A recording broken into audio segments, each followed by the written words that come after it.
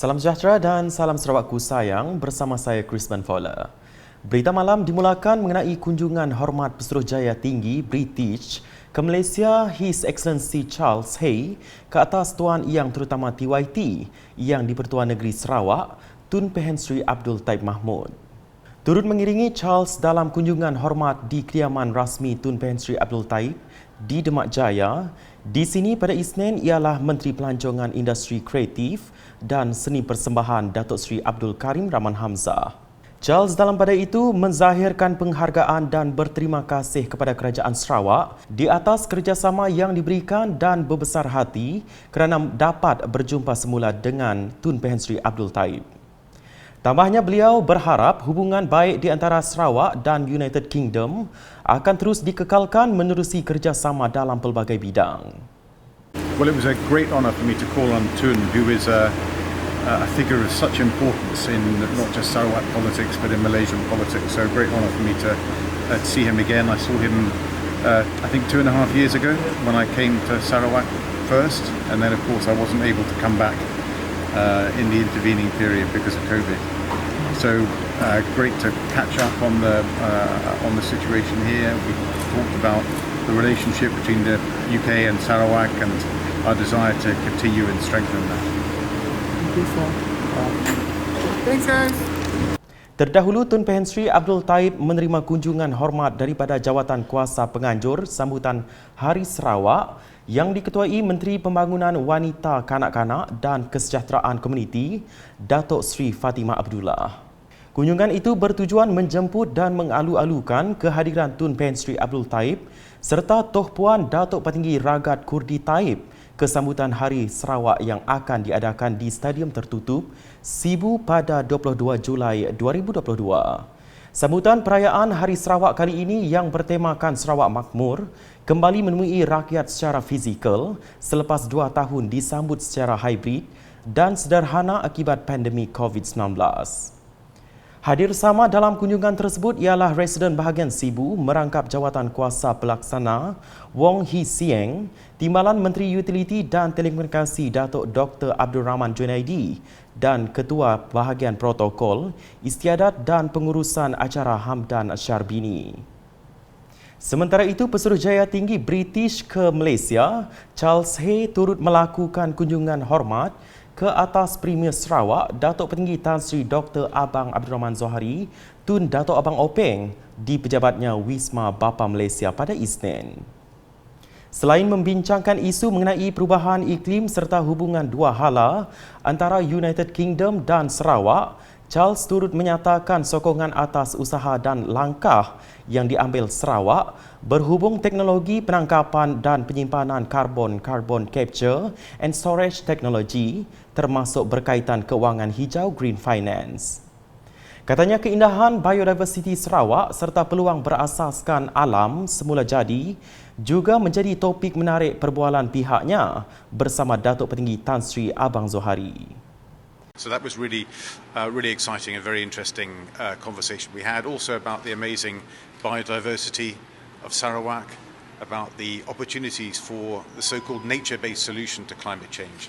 So the fact that forests and mangrove are great repositories of carbon, they need to be protected and enhanced. And again, that's really exciting for Sarawak with such an amazing biodiversity and incredible forest cover as well.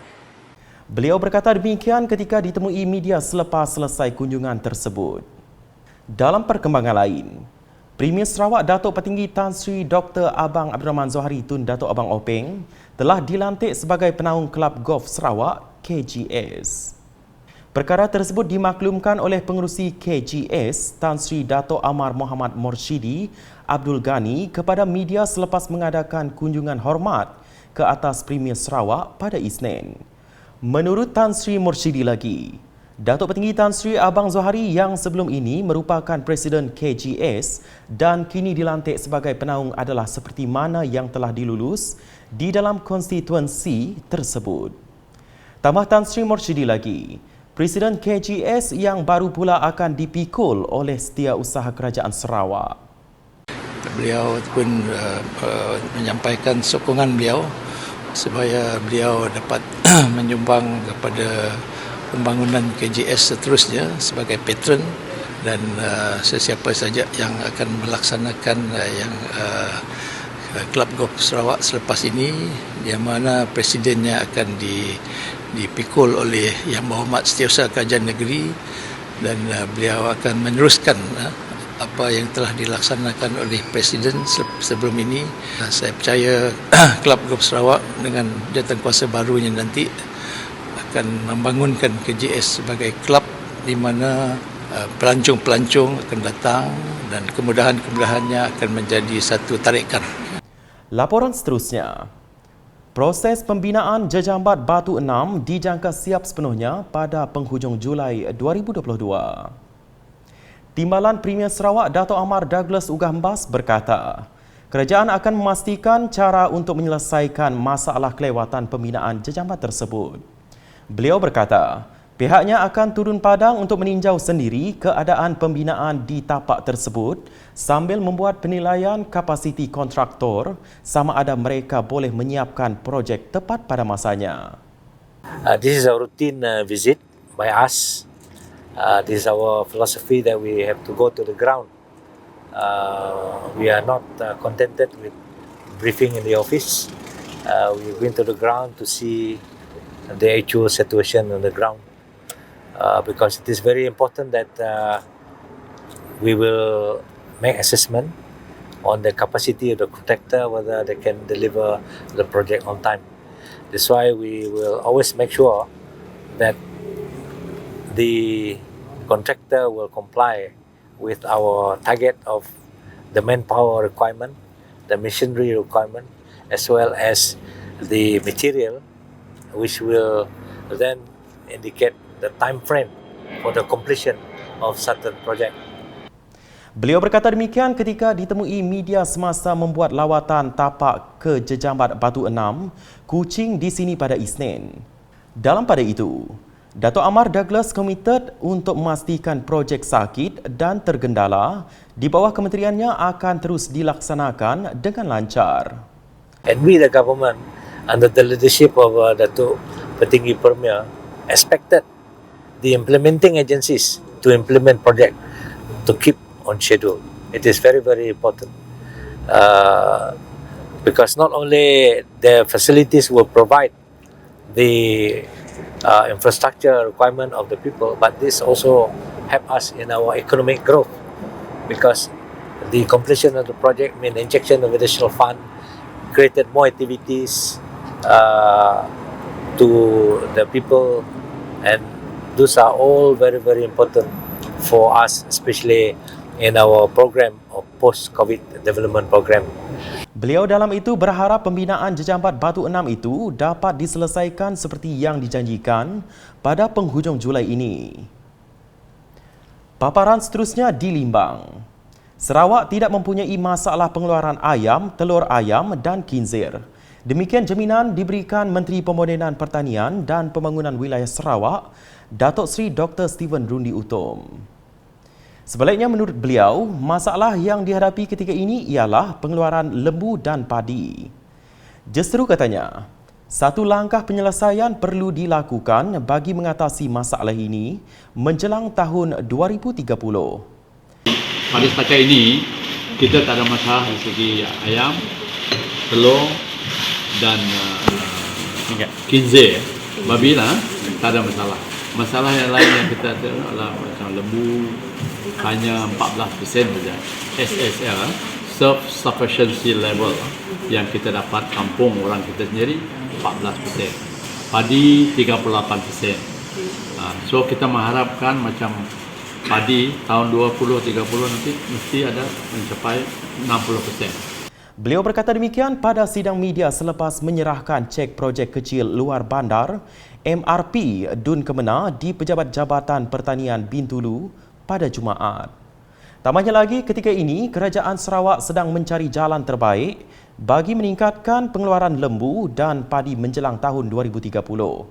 Mengulas lanjut mengenai bahan mentah seperti baja dan makanan haiwan ternakan, Datuk Seri Dr. Stephen Rundi yang juga ahli Dewan Undangan Negeri Kemenang menjelaskan ketika ini negara beralih kepada mengimport bahan itu dari Kanada selepas Ukraine dan Rusia terlibat dalam peperangan. Baja. Kita ada kilang baja, ada lebih kurang 5, tapi Sakra ada satu kilang baja dipanggil Sarawak Fertilizer.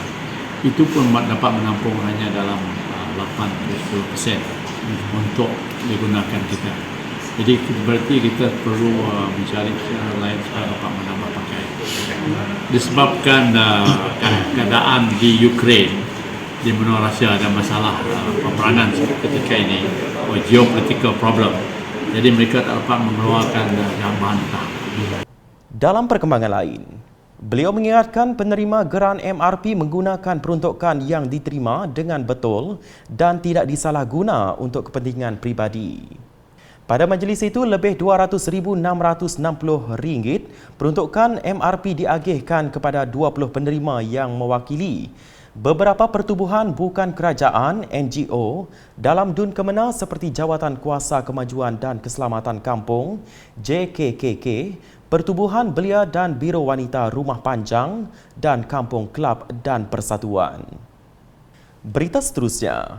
Baru-baru ini penerimaan dos penggalak kedua didapati telah meningkat semenjak bulan lalu.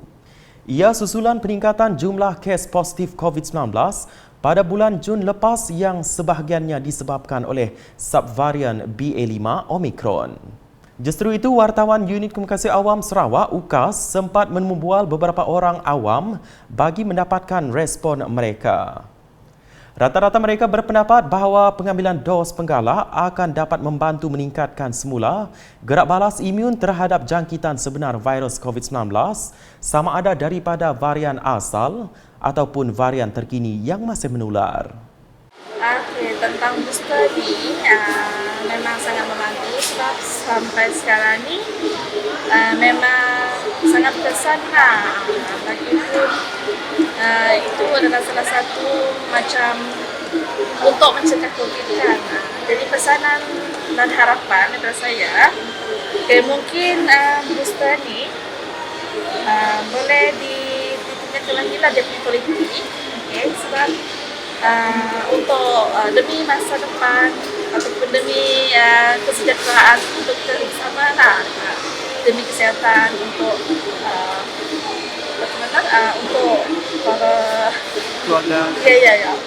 Okey, aba penemu ku booster kedua tu tadi cukup manah lah utainya tadi leban boleh ngelindung kita ngau hari IG penyakit COVID teh udah lama ngerkai tu.